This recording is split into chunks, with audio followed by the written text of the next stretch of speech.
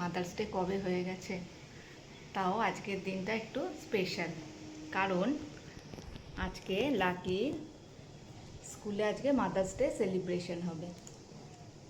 তো ব্লগটা শুরু করছি সকাল সকাল। গুড মর্নিং সবাইকে। আর দেখো সকালবেলায় লাকি উঠে পড়েছে। অন্যদিন একটু বেলা করে ওঠে, স্কুল থাকলে তো সকালেই উঠতে হয়, কিন্তু আজকে ও অনেক সকাল সকাল উঠে পড়েছে, কারণ ওই স্কুলে যাবে বলে খুব এক্সাইটেড, তাই তো?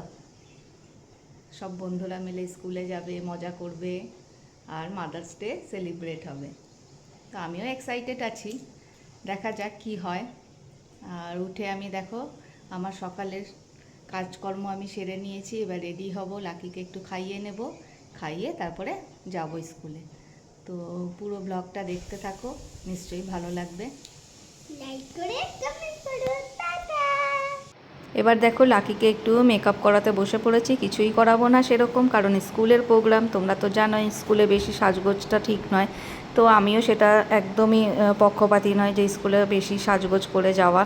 তো যাই হোক, আর ওই ড্রেস একটু পরিয়ে নিয়েছিলাম, ওই ড্রেসের কালারের একটু টিপ পরিয়ে নিচ্ছি, আর চুলটা ভালো করে একটু বেঁধে দিয়েছি। আর এই দিনটার কিন্তু অপেক্ষা আমি সারাটা বছর করে থাকি, যে কবে মাদার্স ডেটা সেলিব্রেট হবে। কারণ ওদের স্কুল থেকে একটা অ্যারেঞ্জমেন্ট করে, যেটা আমার কাছে খুবই মানে একটা বড় পাওনা। কারণ রোজকার দিনগুলো তো একই রকম কাটে, আজকের দিনটা একটু মানে স্পেশালভাবে মানে আমার জন্য বা মায়ের জন্য করা হয়, তো তাই জন্য ভীষণই ভালো লাগে।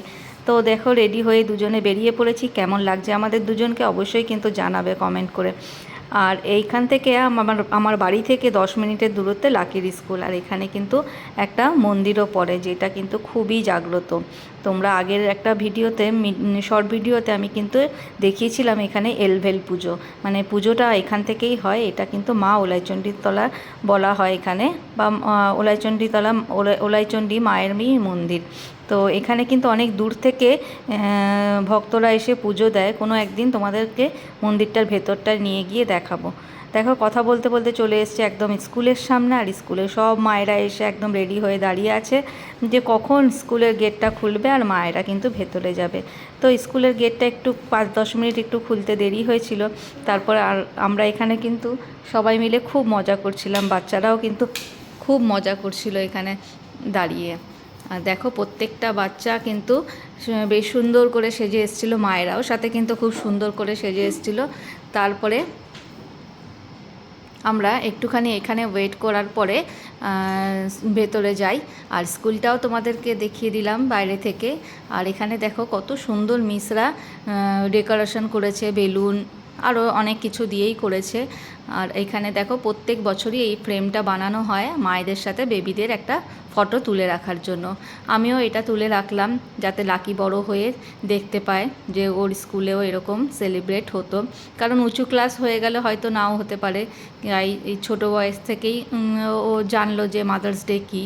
পরে কোনো সময় বড় হয়ে ভিডিওটা দেখবে, ওরও ভালো লাগবে।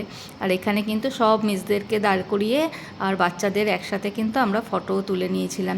কারণ লাকি বড় হয়ে যেন জানতে পারে ও কোন স্কুলে পড়তো, আর মিসরাও কেমন ছিল, বা মিসরাও কিন্তু এখানে কিন্তু খুব আদর যত্ন করে বাচ্চাদেরকে পড়াশোনা শেখায়। তাই জন্য এইটুকু স্মৃতির খাতায় ধরে রাখলাম। তারপর দেখো একটু অনেকক্ষণ যেহেতু স্কুলে কাটিয়েছি, তাই ভাবলাম একটু বাচ্চাগুলোকে কিছু খাইয়ে তারপরে বাড়িতে নিয়ে যাব। তো তার জন্যই দেখো চলে এসেছি, বা কাছেই একদম স্কুলের কাছেই একটা রেস্টুরেন্ট ছিল। এখানে ভাবলাম যে একটু সবাই মিলে স্ন্যাক্স টাইপের কিছু খেয়ে তারপরে বাড়ি যাওয়া যায়। আর এখানে দেখো লাকির ফ্রেন্ডের সাথে বসে পড়েছে, আর ঠিক করতে পারছে না কি খাওয়া দাওয়া করবে। যেহেতু শনিবার আমার ছিল ভেজ, তাই জন্য ভেজই কিছু স্ন্যাক্স অর্ডার করেছিলাম। আর খাওয়া দাওয়া এখানে সেরে তারপরে আবার সবাই মিলে যে যার বাড়িতে চলে যায়। কেমন কাটলো আজকে দিন? আনন্দ হলো? এবার আমি খাবার নিয়ে যাচ্ছি। কার জন্য?